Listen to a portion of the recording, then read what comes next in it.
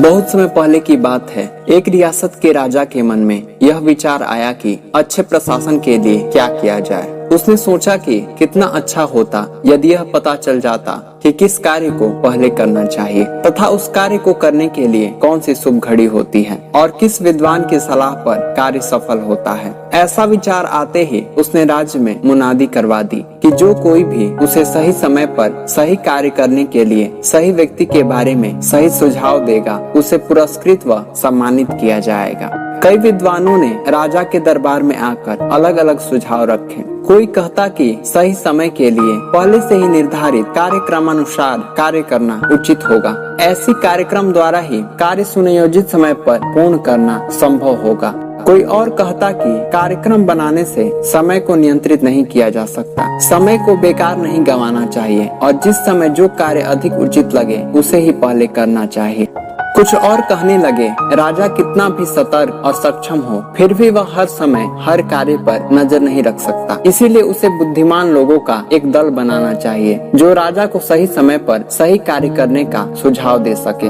कुछ पंडितों का सुझाव था कि मंत्रियों का एक दल बनाया जाए और कुछ ने कहा कि भविष्य में क्या होगा इसकी जानकारी तो भविष्यवक्ता ही कर सकता है, इसीलिए भविष्यवाणी करने वाले की सहायता से ही राजा को सही कार्य करना चाहिए। इसी तरह राजा ने अपने दूसरे प्रश्न पर भी कुछ मंत्रियों की नियुक्ति का सुझाव दिया और कुछ पंडितों तथा चिकित्सकों की सहायता लेने का प्रस्ताव रखा। दूसरा प्रश्न था कि मुख्य काम कौन सा है।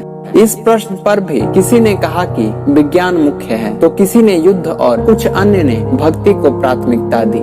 सभी के अलग अलग उत्तर मिले परंतु राजा को कोई भी सुझाव नहीं भाया और उसने किसी को भी पुरस्कृत नहीं किया। उसके मन में उत्तर खोजने की जिज्ञासा तीव्र होने लगी। उसे पता चला कि एक ज्ञानी ऋषि जंगल के आश्रम में वास करते हैं। उसने तय किया कि वह उनसे इन प्रश्नों के उत्तर मांगेगा।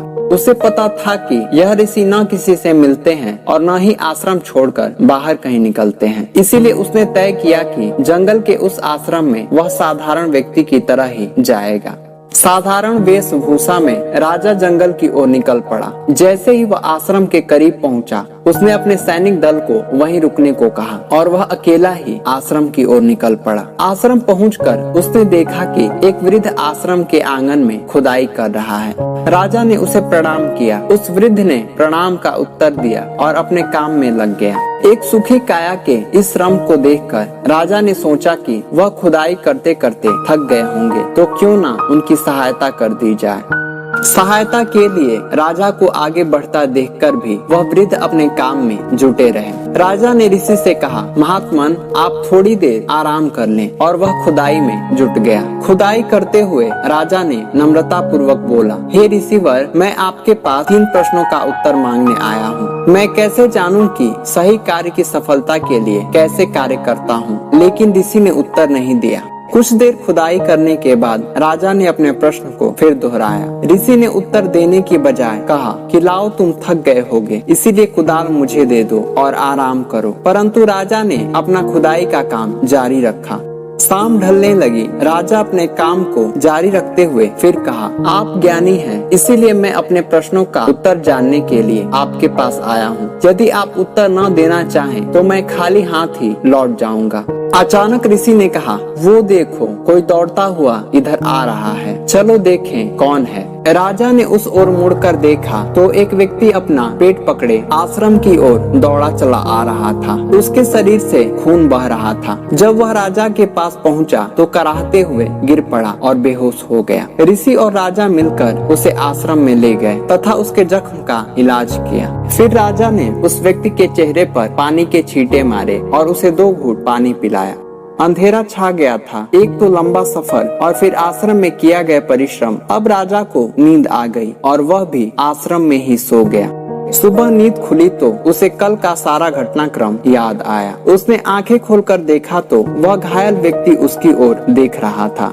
धीमे स्वर में वह घायल व्यक्ति उससे कह रहा था, मुझे क्षमा करना, राजा ने कहा, मैं तो तुम्हें जानता भी नहीं, तो क्षमा किस बात की। आप मुझे नहीं जानते, पर मैं आपको जानता हूँ। आपके उस दुश्मन का भाई हूँ जिसे आपने मार दिया और उसकी सारी संपत्ति छीन ली थी। मैंने प्रण लिया था कि मैं भी आपकी हत्या करके बदला लूंगा। इसी इरादे से मैं आश्रम की ओर आ रहा था। तभी रास्ते में आपके सिपाहियों ने मुझे पहचान लिया और मुझ पर आक्रमण कर दिया। किसी तरह जान बचाकर भाग आया था। यदि आपने मेरा उपचार न किया होता तो मैं मर ही जाता। इस जीवन दान के लिए मैं आपका ऋणी हूँ और जीवन भर आपकी सेवा में रहूंगा, इसीलिए मुझे क्षमा कर दीजिए। राजा प्रसन्न हुआ कि चलो, एक दुश्मन से उसकी आज सुलह हो गई। जब राजा आश्रम से बाहर निकला तो ऋषि को आंगन में बीज रोपते हुए देखा।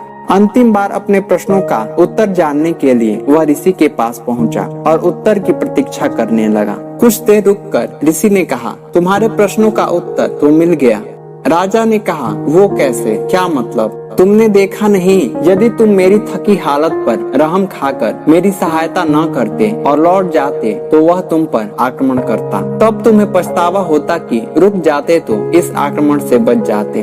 तो सही समय वह था जब तुम रुक गए और मेरे प्रति तुम्हारी सहानुभूति व सहायता मुख्य कार्य बन गए। बाद में जब वह घायल व्यक्ति हमारे पास आया तो वह समय और उसकी सहायता मुख्य हो गए। यदि तुम उसकी सहायता न करते तो वह तुम्हारा मित्र बनने से पहले ही मर जाता। तो उस समय वह व्यक्ति मुख्य था और तुमने जो किया वह कार्य भी मुख्य था।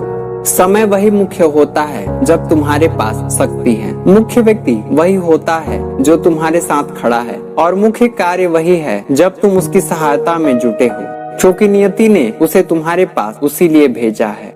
एक ही समय महत्वपूर्ण होता है और वह समय है जब हमारे पास कुछ करने की शक्ति है। वह व्यक्ति महत्वपूर्ण है जो उस समय तुम्हारे पास है, भले ही तुम उसे नहीं जानते कि उससे भविष्य में संपर्क रहे या न रहे। और सबसे महत्वपूर्ण कार्य यह है कि तुम उसकी भलाई करो, क्योंकि मनुष्य को केवल यही कार्य के लिए तो यह जन्म मिला है।